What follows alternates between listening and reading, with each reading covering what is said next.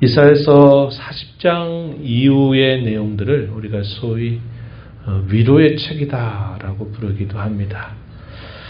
앞에 있는 내용들은 하나님께서 그 백성들의 당시의 영적인 실상, 또 그들의 사회적인 그들의 부패함, 이런 것들을 지적하면서 그들을 하나님께서 징계하시겠다 하시는 그런 내용들을 계속 예언케 하셨습니다. 그리고 나서 이 40장으로부터 마지막 66장에 가게 되면 하나님께서 그들을 일시적으로 징계하고 또 그들을 벌 주시는 것이 있다 할지라도 하나님은 그 백성들을 위로하셔서 새롭게 하시고 하나님께서 장차 보내실 메시아를 통해서 이루실 그 구원의 온전함을 그들로 바라보게 하시는 내용입니다.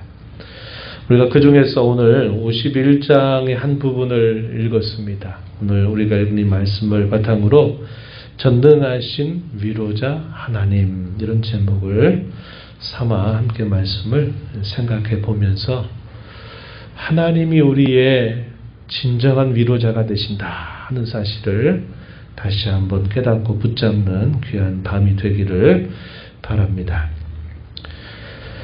51장 앞부분에 있는 내용들 가운데 우리가 살펴볼 수 있는 내용들은 뭐냐면 서로 대조를 이루는 모습이 소개되고 있는 부분입니다. 어떻게 대조를 이루느냐 했을 때 하나님과 그리고 이 땅에 있는 것들, 특별히 이 땅에 살아가는 사람들을 분명하게 대조를 하고 있다고 하는 사실입니다. 본문 앞으로 가셔서 한번 말씀을 보시면은 이렇게 소개됨을 확인할 수 있는데 6절을 한번 가서 보시기 바랍니다. 6절, 51장 6절에 보면 너희는 하늘로 눈을 들며 그 아래 땅을 살피라. 하늘이 연기같이 사라지고 땅이 옷같이 헤어지며 거기에 사는 자들이 하루살이같이 죽을 것이다. 이렇게 말했습니다. 이 선지서의 특징들은 문자적으로 탁탁 이렇게 우리가 문자적으로 이해하기보다는 이런 표현들이 안고 있는 상징성을 우리가 잘 생각하면서 말씀을 보는 것이 우리가 이 선지서들을 이해하는 데 도움이 됩니다. 여기서 우리가 읽었던 말씀처럼 하늘이 어떻게 된다고 말했습니까? 하늘이 연기같이 사라진다. 땅이 옷같이 헤어진다. 거기 사는 사람들이 마치 하루살이같이 죽게 된다. 이런 표현들을 보면은 이 하늘이 연기같이 사라진다라든지 또 땅이 옷같이 헤어진다든지 이런 표현들이 실제적으로 하늘이 사라지고 땅이 헤어지고 이걸 말하는 것이 아니라 이것이 갖고 있는 상징적인 의미를 우리가 생각하면서 이런 표현들을 읽어야 합니다. 약간 시적인 그런 이미지들, 이런 부분들을 우리가 좀 상상하면서 읽는 것이 좋겠어요. 여기서 강조가 되고 있는 것은 이 하늘과 땅, 그리고 거기에 살아가는 사람들이 얼마나 연약하고 얼마나 허망한가 하는 사실을 분명하게 일러주고 있다 한 겁니다. 그래서 마치 이 하늘과 땅 사이에 살아가는 모든 인생들은 마치 하루살이 인생에 지나지 않는다. 이렇게 말하고 있습니다. 반면에 이와 대조되고 있는 표현이 나타납니다. 하반절이죠. 나의 구원은 영원히 있고 나의 의는 폐하여지지 아니하리라. 이렇게 말했습니다. 여기서도 공의라고 하는 말 대신에 의라는 말을 그대로 번역하는 게 좋습니다. 여기서 나의 의는 폐해지지 않고 나의 구원은 영원히 있다. 뭐가 대조가 되고 있는 겁니까? 하나님이 지으신 이 세계 안에 살아가는 사람들과 하나님께서 이루어 주시는 그 구원과 그분의 의는 너무나도 대조적이다라는 사실을 강조하고 있다는 것이죠. 또 이어지는 말씀에 쭉 보면요. 8절에서도 비슷한 표현을 또 우리가 확인할 수 있습니다. 우리 함께 읽어보겠습니다.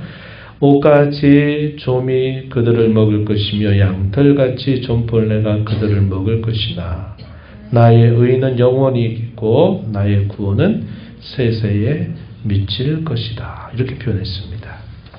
여기서도 대조를 이루죠. 우리 사람들은 어떤 존재들이냐. 옷같이 좀에 먹힐 존재들이다. 양털같이 좀벌레에게 먹힐 인생들에 지나지 않는다. 그러나 하나님의 의와 하나님의 구원은 영원히 있을 것이다. 이렇게 대조하면서 분명히 표현하고 있는 겁니다. 왜 이러한 대조를 말씀하실까요? 우리가 이 땅에 살면서 우리가 진정으로 붙들고 의뢰하고 신뢰하고 살아야 할 대상이 무엇인가를 깨우쳐 주기 위함이죠. 그래서 이런 말씀과 함께 오늘 본문으로 들어와 보게 되면 이렇게 말씀해 주고 있습니다. 12절에 보면 중간 부분에 이렇게 말하죠. 너는 어떠한 자이기에 죽을 사람을 두려워하며 불같이 될 사람의 아들을 두려워하느냐. 죽을 사람을 두려워한다고 그러죠. 풀같이 될 사람의 아들을 두려워한다. 이렇게 표현했습니다. 또 13절 끝부분에 가서 보게 되면 중간 이어죠. 저 학대자의 분노를 어찌하여 항상 종일 두려워하느냐. 학대자의 분노가 어디 있느냐. 이렇게 말하고 있습니다. 자신들을 괴롭히고 자신들을 공격하는 그런 대적자들을 너무나도 두려워하다 보니까 진정으로 두려워할 하나님을 잊어버리는 형국이 된 겁니다. 그래서 왜 그러한 죽을 사람들을 두려워하고 풀같이 될 사람의 아들을 두려워하고 학대자들의 그 분노를 그렇게 너희가 두려워하느냐. 이렇게 반문을 하고 계신 것입니다. 왜 이런 말씀하실까요? 두려워하지 말라는 겁니다. 이들을 두려워하게 되면 결국 더 두려워하고 섬겨야 할 하나님을 잊어버리게 되기 때문에 그렇게 말씀하시는 것이죠. 그러면서 그와 반대로 하나님께서는 나야 나란 말이야. 내가 너희의 진정한 위로자가 아니냐. 왜 나를 잊고 나를 생각하지 못하느냐라고 말씀하시는 것입니다. 12절 앞부분에는 아주 점잖게 번역이 되어 있어요. 뭐라고 되어 있느냐면 너희를 위로하는 자는 나 곧 나이니라 이렇게 말했습니다. 아주 이것은 점잖은 번역인데 이걸 조금 생동감 있게 번역하면 뭘까요? 나야 나 이 말입니다. 나다 나. 내가 너희의 진정한 위로자야. 너희의 진정한 위로자가 바로 나야. 나란 말이야. 이런 말씀인 겁니다. 하나님이 자신을 그렇게 말씀하시면서 너희가 나를 두려워하고 내가 너희를 진정으로 위로하고 할 텐데 왜 너희가 다른 것들을 그렇게 두려워하고 떨면서 나를 잊어버리고 있느냐 이렇게 말씀하고 계신 것이라는 겁니다. 그래서 하나님 자신이 내가 너희의 진정한 위로자가 된다 하는 사실을 힘주어 강조하시고서는 그 하나님이 어떤 분이신가를 또다시 알려주시는 표현들이 나타납니다. 한번 살펴보세요. 13절 앞부분에 하늘을 펴고 땅의 기초를 정하고 너를 지은 자 여호와다 이렇게 말했습니다. 여호와를 어찌하여 잊어버렸느냐 이렇게 말하죠. 하늘을 펴셨다 땅의 기초를 정했다. 너를 지은 자 모든 만물의 창조자 또 너를 지은 창조자인 나 여호와를 어찌하여 잊어버렸느냐 이렇게 말씀하시는 거죠. 그 하나님은 또 뭐라고 자신을 소개하시느냐. 15절에 보면요. 바다를 휘저어서 그 물결을 뒤흔들게 하는 자다. 그의 이름이 곧 만군의 여호와다. 이렇게 자신의 이름을 말씀해 주고 계십니다. 여호와라고 하는 표현은 하나님과 그 백성 사이에 변치 않는 언약을 나타낼 때 이 여호와라고 하는 이름을 하나님이 알려주셨어요. 여호와라고 하는 이름 앞에 여러 가지 수식 어구들이 성경에 보면 표현되면서 하나님의 성호를 나타내는데 대표적인 것이 여기 소개되고 있는 만군의 여호와라고 하는 표현입니다. 천만 천사들에 의해서 수종을 받는 여호와 하나님, 그 여호와 하나님이 하신 그 말씀을 이루시기 위해서 모든 천사들이 일사불란하게 그분의 뜻을 이루고 또 거룩한 전쟁을 이루어 승리케 하는 그런 여호와, 그런 표현들을 두고 만군의 여호와다 이렇게 말씀하는 겁니다. 그분의 능하심, 그분의 전능하심, 그것을 표현해 주는 말이 된다 하는 겁니다. 바다를 휘젓는데요. 바다를 휘저어서 물결을 뒤흔들게 하는 자다. 이것도 비유적인 표현이겠죠. 바다를 어떻게 휘저을 수 있어요? 그런데 하나님의 능력이 그와 같이 위대하셔서 마치 바다를 우리 대야 속에 있는 물을 딱 두고 손으로 막 휘저으면 그 대야 속에 있는 물이 휘저는 대로 막 이렇게 물결이 움직이죠. 마치 그와 같이 하나님의 그 전능하심은 바다를 마치 손으로 휘저어서 그 물결을 일으키시는 분과 같다. 그분의 전능하심을 이렇게 비유적으로 표현하고 있다 하는 것이죠. 그리고 그 하나님은 자기 백성들을 향해서 뭐라고 친히 말씀하시냐. 너는 내 백성이다 라고 이렇게 말씀을 하시는 분이다. 16절 마지막에 소개가 되고 있어요.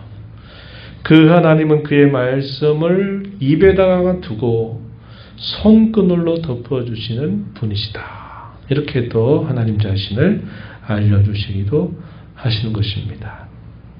이런 표현들이 우리에게 보여주는 분명한 뜻은 하나님만이 진정한 위로자가 되시는데 그 위로자는 전능하신 분이시다.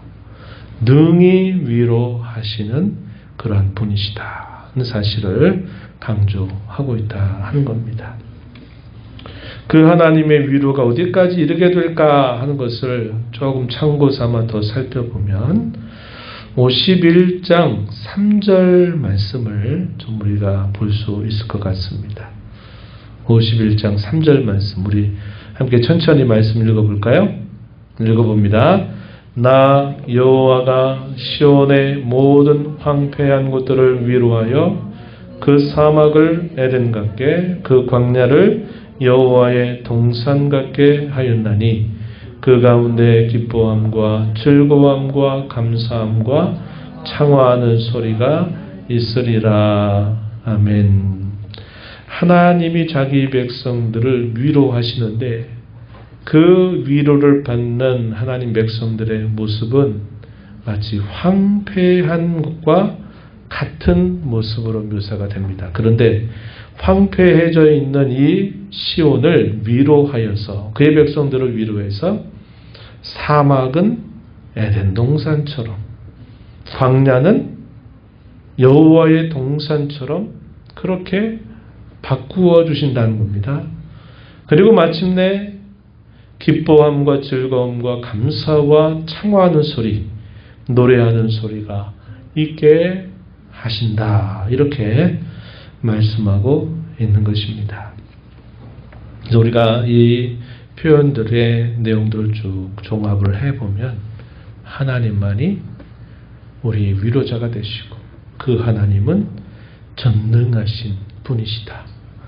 그분의 위로가 우리의 모든 황폐한 것들을 다 새롭게 해서 에덴처럼 여호와의 동산같이 그 모든 것들을 바꾸어 주실 것이고, 그로 인해서 기뻐하고 즐거워하고 감사하고 노래하는 그러한 일이 있도록 자기 백성들을 위로해 주신다 하는 것을 본문을 통해서 말씀하고 있다는 겁니다. 우리가 이 말씀을 통해서 생각해 주는 교훈, 생각하는 교훈 몇 가지 정리해 보면, 두려워하게 될 때, 두려움을 갖게 되면 우리가 있는 일들이 따라오게 된다는 거죠. 무엇을 두려워하느냐에 따라서 하나님을 잊어버리기도 하고 세상을 잊어버리기도 한다는 거죠. 만약에 하나님을 두려워하면 어떻게 될까요? 세상의 그 어떤 것이라도 넘어설 수 있고 잊을 수 있다는 겁니다. 반면에 이 세상의 사람이나 이 세상의 어떤 상황들을 우리가 두려워하면 하나님을 잊어버리게 되는 일이 따라오게 된다 하는 겁니다. 이것은 우리가 살면서 경험할 수 있는 영적인 이치와 같아요. 두려움이 어디로부터 오느냐, 무엇을 내가 두려워하냐에 따라서 내가 반드시 무엇인가를 또 잊게 되는 일이 있게 될 때 우리는 하나님을 경외하고 그분을 두려워하는 일을 통해서 이 세상의 어떤 사람이나 그 어떤 상황도 잊고 살아가야만 된다 하는 것을 우리 마음에 새겨야 하겠습니다. 하나님만이 진정한 위로자가 되신다는 사실을 우리가 꼭 기억해야 하겠습니다. 나야 나. 내가 바로 너의 진정한 위로자야. 나란 말이야. 나란 말이야. 이렇게 하나님이 자기 백성들을 깨우쳐 주시는 그 표현을 하신 것처럼 하나님만이 나의 진정한 위로자가 되신다는 사실을 우리가 붙들고 살아가면 세상의 그 어떤 두려움도 잊을 수 있고 넘어설 수 있게 된다 하는 사실입니다. 우리는 우리를 위로하시는 그 하나님의 능력이 위대하다는 사실들을 우리가 늘 기억해서 하나님이 함께 하시면 우리에게 그 어떤 불가능도 있을 수 없다. 모든 불가능한 사실들을 뛰어넘도록 하나님은 우리를 능히 위로하실 수 있는 분이시다 하는 사실을 우리가 늘 기억하고 나아가야 되겠다 하는 것입니다. 고린도서 10장 13절 말씀은 잘 알려져 있는 구절이죠. 어떤 말씀입니까? 하나님께서 우리에게 감당치 못할 시험당함을 허락지 아니하시는 분이다.